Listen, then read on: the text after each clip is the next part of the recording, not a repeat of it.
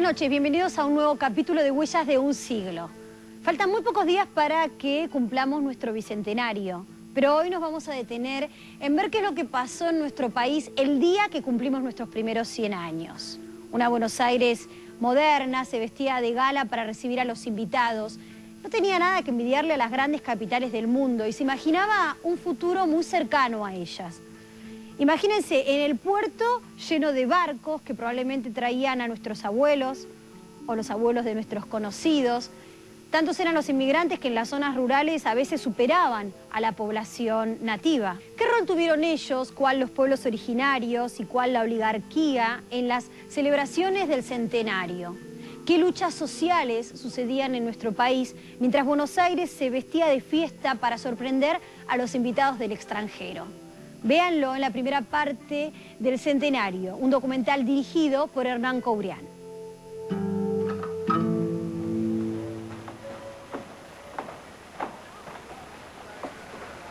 En la mañana del 18 de mayo de 1910, Buenos Aires se esperaba. Unos meses antes, las noticias sobre el paso del cometa Halley habían instalado el miedo entre los porteños. Ese día alcanzaría el punto de mayor aproximación a la Tierra. Pasado el mediodía, una multitud se agolpaba en los empedrados del puerto. Pero la visita esperada era otra. La infanta Isabel de Borbón, en representación del rey de España, llegaba al país como invitada de honor a las celebraciones del centenario. Durante su estancia, fue la visitante que mayores simpatías despertó en los círculos oficiales y en las calles de la ciudad. A su regreso de España, ¿qué impresiones de la realidad argentina la acompañarían? ¿Y qué habían ocultado a su mirada los brillos deslumbrantes de las fiestas del centenario?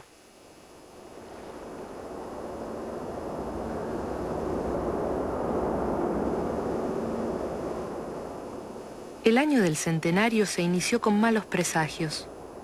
Según el astrónomo francés Camille Flammarion, el cometa Halley se acercaría a la Tierra en mayo. Como un eco distorsionado de sus palabras, diarios y folletines anunciaron consecuencias funestas para la vida humana. Si el oxígeno de la atmósfera llegase a combinarse con el hidrógeno de la cola, la asfixia inmediata sería inevitable. Si por el contrario hubiere una disminución de azoe, una sensación inesperada de actividad física se ejercería sobre todos los cerebros y la raza humana perecería en un paroxismo de alegría, de delirio y de locura universales, probablemente encantados de su suerte. El centenario argentino parecía llegar en un momento dominado por las paradojas. El esoterismo y la irracionalidad influían en la sociedad tanto como los argumentos científicos. El pánico era una sensación tan común como la euforia y el optimismo. Pero estas no eran las únicas contradicciones. En el país de economía floreciente, que se mostraba al mundo como un baluarte de civilización, progreso y modernidad, las mayorías eran excluidas.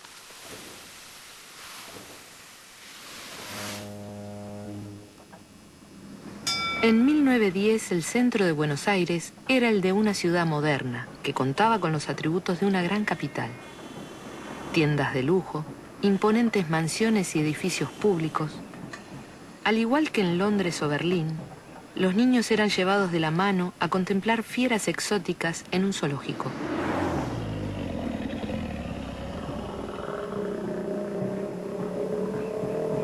A esa Buenos Aires le cantaba en el centenario el más laureado de los poetas hispanoamericanos. Buenos Aires es tu fiesta, sentada estás en el solio. El himno desde la floresta hasta el colosal Capitolio tiende sus 1000 plumas de aurora.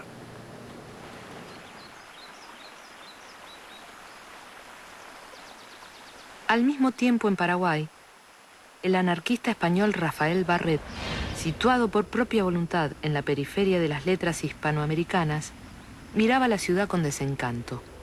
¿Habría oído alguna vez la infanta Isabel sobre este joven aristócrata que había roto lazos con la sociedad que ella representaba? Hay todavía latifundios a las puertas de la capital. La industria ganadera, combinada con la agricultura extensiva, constituye el sistema económico de los estadios primitivos, ineptos a la gestación de una democracia segura. Los hombres, desalojados por las vacas y las ovejas y paralizados por el aislamiento, no consiguen organizar y poner de pie su derecho a la vida. Era inevitable el desarrollo de una aristocracia de terratenientes, de corredores y de políticos concentrada en Buenos Aires, núcleo luminoso del cometa cuyo cuerpo, sin masa, flota entre los Andes y el Atlántico.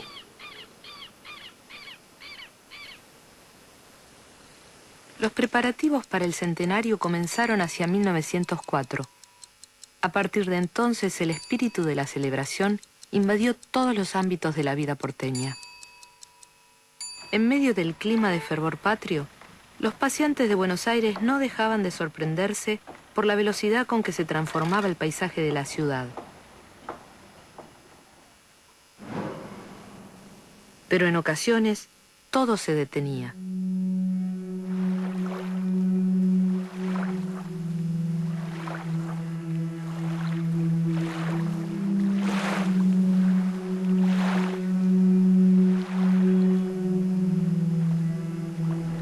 El plan de modernización y embellecimiento de Buenos Aires para el centenario incluía numerosos monumentos. En 1908, el Poder Ejecutivo propuso el emplazamiento de una estatua de la República sobre el río a la entrada del puerto de Buenos Aires. El proyecto finalmente fue vetado en el Congreso Nacional. Los próceres de Mayo tuvieron sus estatuas.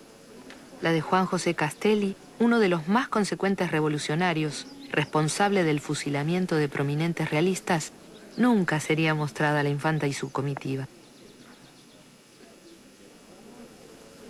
Muchas cosas habían cambiado desde la Revolución de Mayo de 1810. El término revolucionario ya no tenía la connotación heroica de entonces. Ahora, además de referir a los radicales proscriptos, se aplicaba a los obreros anarquistas, socialistas y sindicalistas, a quienes se le adjudicaba la voluntad de socavar los cimientos de la patria. Te abriste como una granada, como una ubre te henchiste, como una espiga te erguiste a toda raza congojada, a toda humanidad triste, a los errabundos y parias que bajo nubes contrarias van en busca del buen trabajo, del buen comer, del buen dormir, del techo para descansar y ver a los niños reír bajo el cual se sueña y bajo el cual se piensa morir. Para 1910, más de la mitad de la población de Buenos Aires estaba conformada por inmigrantes. En su mayoría eran italianos y españoles, que a diferencia de los célebres visitantes del centenario, habían llegado al Río de la Plata hacinados en las bodegas de los buques. Sus sueños de prosperidad, de hacer la América, ¿con qué se encontraban al llegar al país? Ninguna ley facilita el amplio acceso del proletariado a la propiedad inmueble. En la Argentina no se conoce el tipo del pionero. Los privilegios de la colonización han mantenido bajo una forma distinta el viejo monopolio de las mercedes reales.